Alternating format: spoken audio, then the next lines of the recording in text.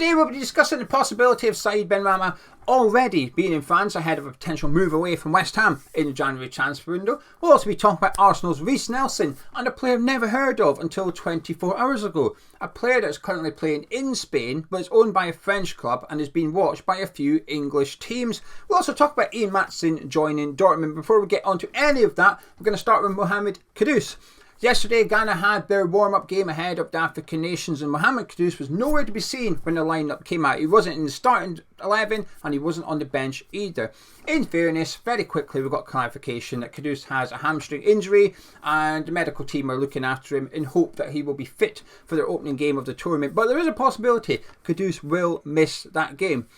Now, what this does do from a West Ham perspective, while it makes us a little bit nervous, and I've gone from looking forward to watching Kudus for Ghana to becoming very anxious about watching Kudus for Ghana, because we need him back ASAP and fit, because without him, it's not as fun, it's not as enjoyable, we don't carry as much threat.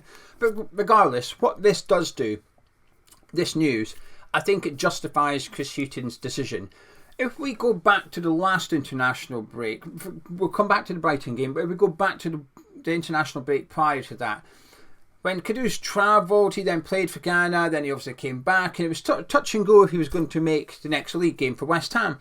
And while this was up in the air, would Kudus make it because of the long distance, because of the late kick-off time?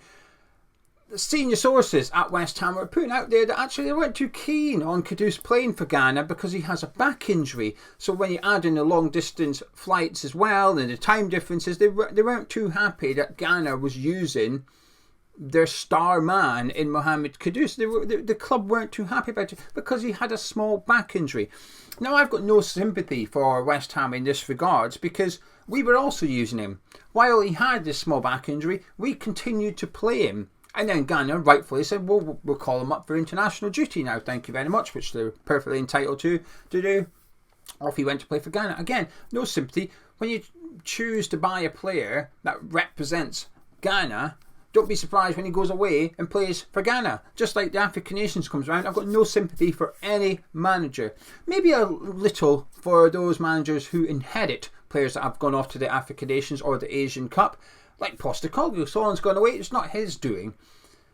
But for those managers that buy players, knowing that they're probably going to go away and play in these tournaments, I've got no sympathy whatsoever. This is what you take on when you sign one of these players. And I want them to go play in these tournaments. While I miss them at the club, I want them to go and play international football. I think playing at a World Cup should be the pinnacle of your career. Now, I appreciate this isn't a World Cup per se. But anyway, that happened a couple of months ago, that international break thing. Then we come down to the Brighton game and we were hoping we'd be able to use Mohammed Kudus. We weren't. Chris Hughton said no, we have to release him on New Year's Day in line with FIFA protocols. David Moyes confirmed we wanted to use Kudus because after we drew with Brighton, he basically raised the complaint as to why did we have to play on the 2nd of January.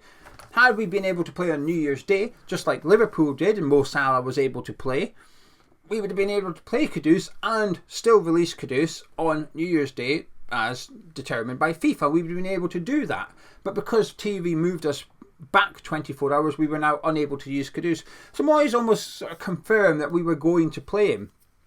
But in between Brighton and today, there was some rumours that Kudus has actually been carrying a small injury and he might not have made the Brighton game anyway. And the reasons given for Hughton denying West Ham using Kudus was, well, he might get an injury. We cannot risk an injury to Kudus. We need him. And the fact that we've been playing him while he has been not 100%, I think it just justifies Ghana's decision more and more. And now we get the news that he's got a hamstring injury and he can't play yesterday, which is the 8th of January. I think it just justifies their decision completely. So I get why, I initially got why they wouldn't let us use him, but I did think it was a bit harsh. I thought, oh, it's only one day, could we not have had him? But now, I completely understand it. And to be fair, Hughton probably had a little bit of conflict going on anyway with Brighton and West Ham, two of his former clubs. But I just hope there's not going to be this conflict between West Ham and Ghana, because the last international break we were sort of moaning about it, and then Dave denied us using Kudus, and I just hope this doesn't become an issue. I'm sure when Ghana play the first game of the tournament, if Kudus is playing, I'll look forward to watching him. I hope he has a successful tournament. Ghana not so much for selfish reasons, because I want him back ASAP. But I'd imagine they'll get out of the group stage, and yeah, we'll keep you updated with how Kudus gets on, should you not watch African Nations. Now, before we talk about some of the transfer rumours, please do subscribe. You can do Hammer Chat. It takes about 5 seconds to subscribe. If you started subscribing when I first mentioned it, you'd already have subscribed. I also drop a like on the video by clicking the thumbs up. Helps out the video, helps out the channel. Now, the next 3 rumours are all from ExWHUEmployee, and the first one is regarding Said Benrahma. He's been put up for sale. Short of David Moyes coming out and saying we're trying to sell him, I think West Ham have gone about putting Said Benrahma's name out there as available, that you can come and sign this guy if you want. It's everywhere. The French sources are reporting it. Now, there's a journalist who was pretty accurate in regards to us signing Lucas Paqueta, reporting this. Now, this is significant because obviously it's Lyon who we signed Paqueta from, and it's Lyon that's trying to sign Said Benrahma, and he's reporting from Lyon's side of things.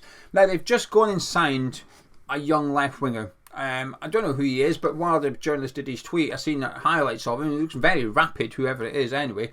But he was very quick to reiterate that that doesn't mean anything. That does not impact the potential purchase of Said Benrahma. They want at least one more, possibly even another winger at Lyon in the January transfer window, and he is reiterating that they still want Said Benrahma.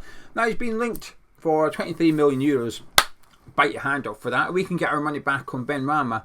I think that's good business. If he is in France, now say potentially ExWHUEmployee said there's sort of reports or rumours he is, but it's not being confirmed, so we don't know yet. As long as he's got the club's permission to be there, I don't really care.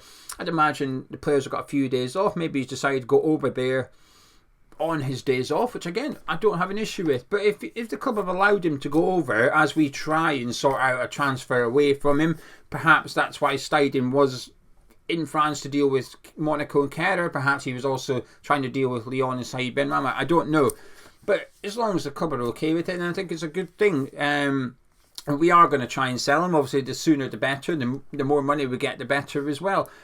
I think Benrahma is a decent player. That's it. He's going to go down in years to come. We'll look back with fondness because of his contribution to the Conference League final, scoring in the Conference League final as well. I think, I don't know if cult hero is the term, but I think we'll look back with fondness upon him. When we signed him, we were a relegation side. We were a side that was in a relegation battle. That's what we were looking at for the season ahead. We'd only just survived relegation. We're looking at it, thinking who can get in. Went to the Championship, brought in one of the best performing players in the Championship for that side. It wasn't David Moyes' #1 target, that was Eze. I wish we got Eze as well, but we had to sell Dean Ghana first. Then we got Said Benrahma in. We tried to scupper the deal almost, this stuff about his blood and all that. Can you remember that happened? We were going to sign him, then we tried to change it to a loan deal last minute. And then we tried to change the terms of the loan deal, and we're saying that there's issues with his medical and so on and so forth. And it all happened in the end, obviously, but it got very messy at one point.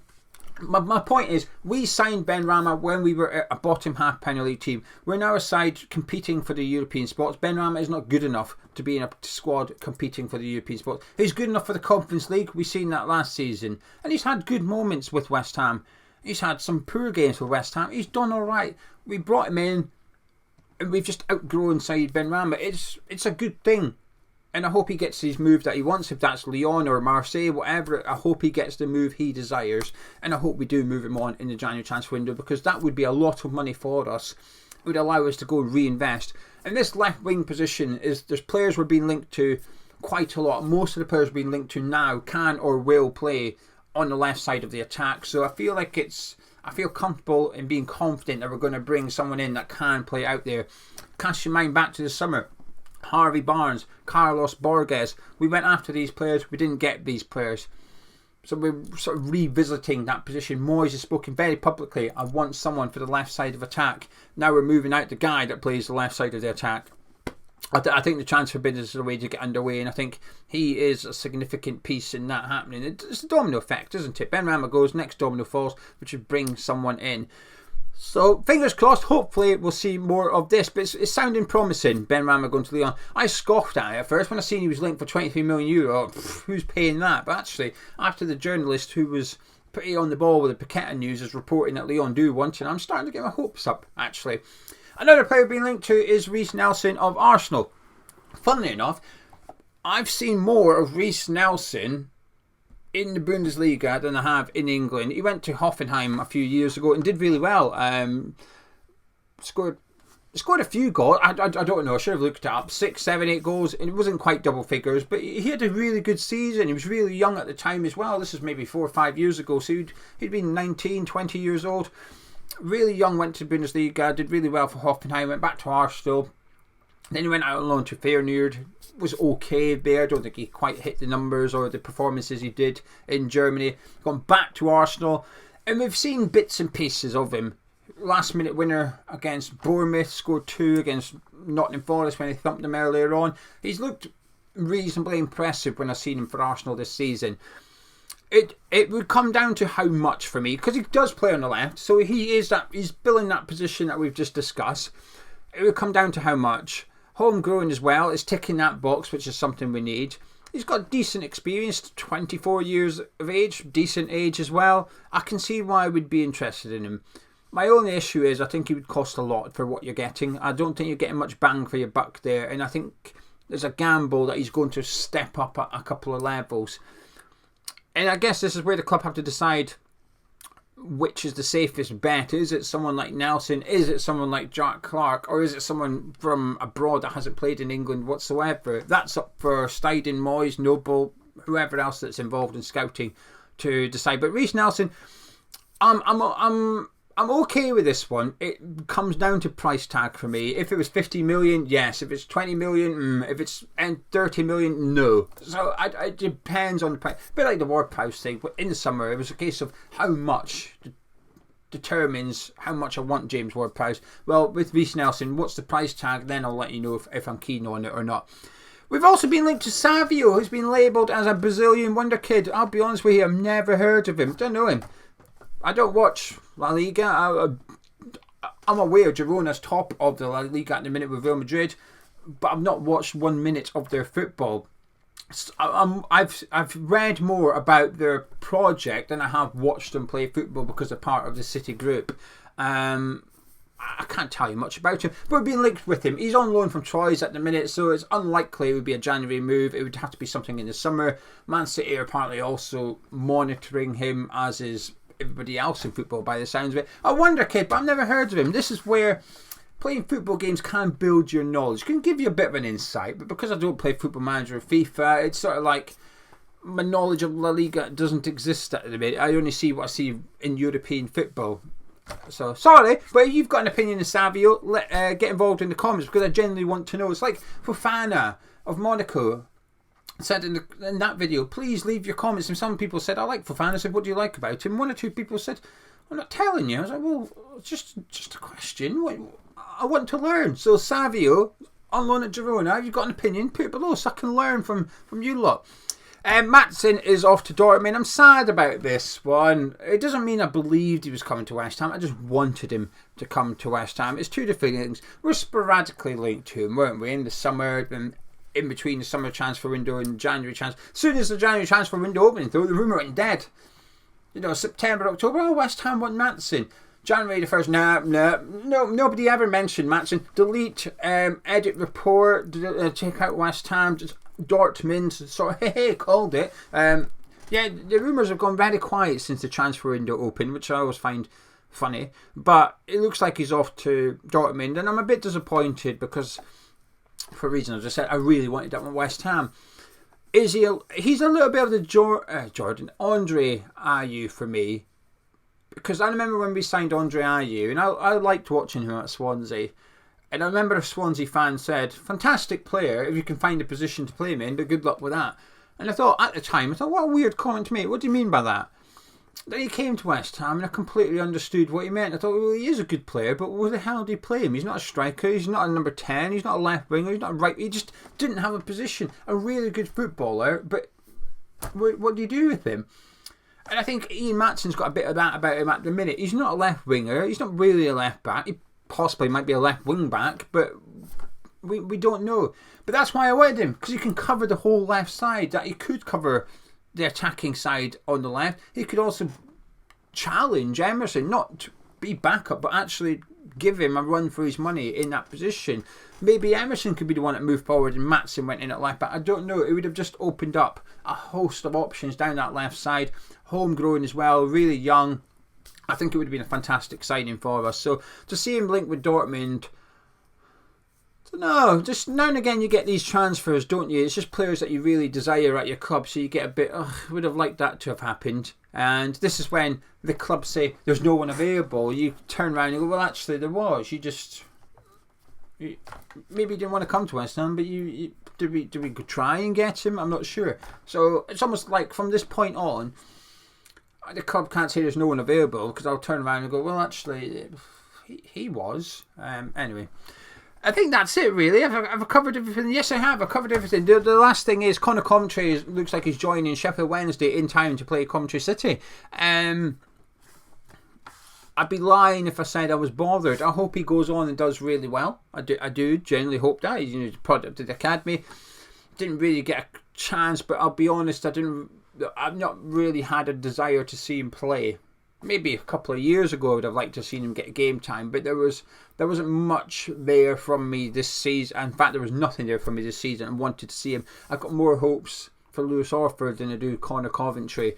So good luck to him. I hope he smashes at Sheffield Wednesday. I hope we end up making a mistake selling him.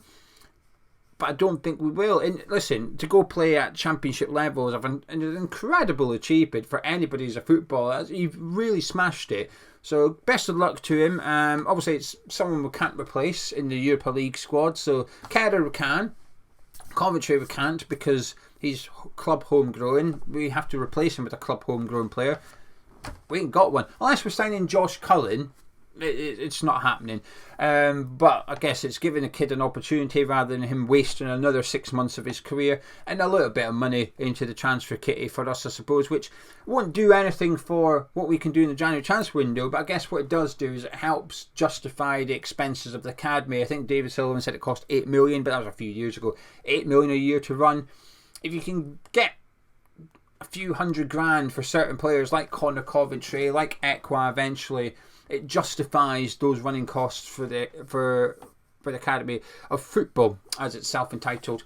Anyway, right, I'm going to disappear. I'll be back later on, though. Please do drop a like on the video if you enjoyed it by clicking thumbs up. Subscribe to New Times Chat. And if you know who Savio is, get involved in the comments. I'll see you down there in the comments.